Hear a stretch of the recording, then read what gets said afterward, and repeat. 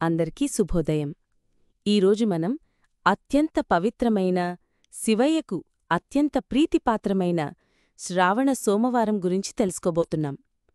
శ్రావణమాసం అంటేనే ఆధ్యాత్మికతకు, పండుగలకు పెట్టింది పేరు. అందులోనూ సోమవారాలు శివునికి అంకితం చేయబడినవి కాబట్టి శ్రావణమాసంలో వచ్చే ప్రతి సోమవారం విశేషమైన ప్రాముఖ్యతను సంతరించుకుంటుంది. శ్రావణమాసం మరియు సోమవారం ప్రాముఖ్యత. శ్రావణం అనేది పంచాంగం ప్రకారం 5వ నెల. ఈ మాసం వర్షఋతువుతో వస్తుంది. ప్రకృతి పచ్చదనంతో కళకళమాడుతుంది. ఈ మాసంలో చేసే పూజలు, వ్రతాలు విశేష ఫలితాల్నిస్తాయని నమ్మకం. ముఖ్యంగా శ్రావణమాసంలో వచ్చే సోమవారాలు శివునికి చాలా ఇష్టమైనవి. శివుడు తన మెడలో చంద్రుణ్ణి ధరిస్తాడు. చంద్రుడికి సోమవారం అధిపతి. అందుకే సోమవారాన్ని శివునికి అత్యంత పవిత్రమైన రోజుగా పరిగణిస్తారు. ఈ రోజున శివుణ్ణి భక్తిశ్రద్ధలతో పూజిస్తే కోరిన కోర్కెలు నెరవేరుతాయని, పాపాలు నశించి పుణ్యం లభిస్తుందని భక్తుల ప్రగాఢ విశ్వాసం. అవివాహిత యువతులు మంచి భర్త కోసం, వివాహిత స్త్రీలు తమ భర్తల దీర్ఘాయుష్షు, కుటుంబ సౌభాగ్యం కోసం ఈ వ్రతాన్ని ఆచరిస్తారు. పూజా విధానం. శ్రావణ సోమవారం నాడు శివుణ్ణి పూజించటం చాలా సులువు. ప్రాతఃకాల స్నానం. ఉదయాన్నే నిద్రలేచి తలస్నానం చేసి పరిశుభ్రమైన వస్త్రాలు ధరించాలి. వ్రత సంకల్పం. పూజ ప్రారంభించే ముందు ఈరోజు శివయ్యను పూజించి వ్రతం ఆచరిస్తున్నానని సంకల్పం చెప్పుకోవాలి. శివలింగ స్థాపన. ఇంట్లో శివలింగం ఉంటే దాన్ని శుభ్రం చేసి ఒక పీటపై ఉంచాలి. శివలింగం లేనివారు శివుని పటం ముందు కూడా పూజ చేయవచ్చు. చాలామంది మట్టితో చిన్న శివలింగాన్ని తయారుచేసి పూజిస్తారు. అభిషేకం. శివయ్యకు అభిషేకమంటే చాలా ప్రీతి. పాలతో, పెరుగుతో, తేనెతో, నెయ్యితో, పంచదారతో, గంధంతో, విభూదితో అభిషేకం చేయాలి. ఆపై శుద్ధజలంతో అభిషేకం చేయాలి.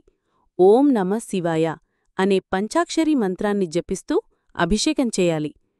పూజా సామగ్రి. అభిషేకం పూర్తయ్యాక శివయ్యకు ఇష్టమైన బిల్వపత్రాలు, మారేడు ఆకులు, రుద్రాక్షలు, తెల్లని పూలతో అలంకరించాలి. గంధం, కుంకుమ, విభూది ధరింపచెయ్యాలి. నైవేద్యం. పండ్లను, పాలను లేదా పాయసం వంటి వాటిని నైవేద్యంగా సమర్పించాలి. ధూపదీపాలు. ధూపం వెలిగించి దీపాలను ఆవునెయ్యితో లేదా నువ్వుల నూనెతో వెలిగించాలి. స్తోత్రపఠనం. శివచాలీస, శివ అష్టోత్తరం, శివ పంచాక్షరీ స్తోత్రం లేదా మీకు తెలిసిన శివస్తోత్రాలను పఠించాలి. ఓం నమః శివాయ అనే మంత్రాన్ని కనీసం 108 సార్లు జపించాలి. కథాశ్రవణం. శ్రావణ సోమవారం వ్రతకథను చదవాలి లేదా వినాలి. హారతి.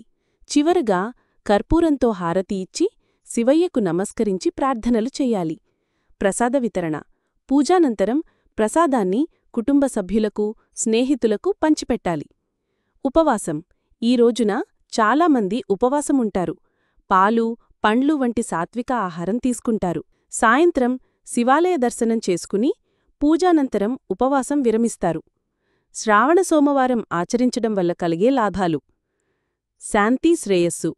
ఈ వ్రతం ఆచరించడం ద్వారా ఇంట్లో శాంతి, శ్రేయస్సు నెలకొల్తాయి. పాపపరిహారం. తెలియక చేసిన పాపాలు నశిస్తాయి. కోరిన కోర్కెలు నెరవేరుతాయని, అవివాహిత యువతులు మంచి భర్త కోసం, వివాహిత స్త్రీలు తమ భర్తల దీర్ఘాయుషు, కుటుంబ సౌభాగ్యం కోసం ఈ వ్రతాన్ని ఆచరిస్తారు. శ్రావణ సోమవారం కేవలం ఒక వ్రతం మాత్రమే కాదు. ఇది శివుడి పట్ల మనకున్న భక్తికి, విశ్వాసానికి ప్రతీక. ఈ రోజున నిష్ఠతో, శ్రద్ధతో పూజిస్తే శివయ్య అనుగ్రహం తప్పక లభిస్తుంది.